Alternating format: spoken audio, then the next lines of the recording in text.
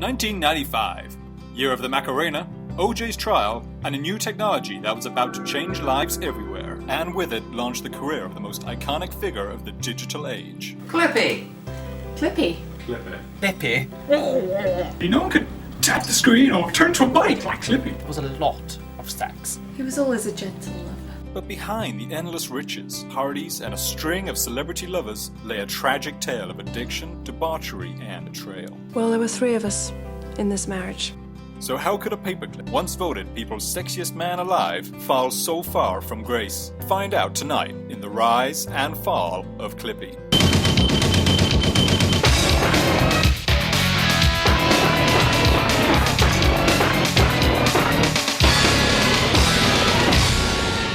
Clippy's story began when a professional glasses wearer by the name of Bill Gates launched Windows 95, introducing every household to their new best friend. It was me and Clippy against the world. Oh, we won. Poor Clippy. No one actually knew how to write a letter. No matter how stressful my documents were, he always seemed to be able to hold everything together.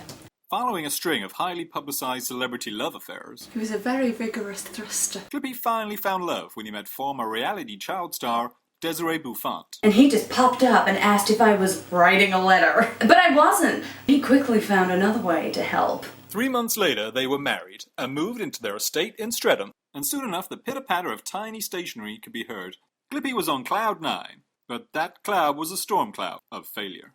The fame got to his head. It was just one big party. He bought a horse, There was cetirizine everywhere. and then I caught him trying to make moves on Melinders. It was time to let Clippy go. As Microsoft rolled out more Windows upgrades, he was ultimately let go in 2007. He fell, and fell hard.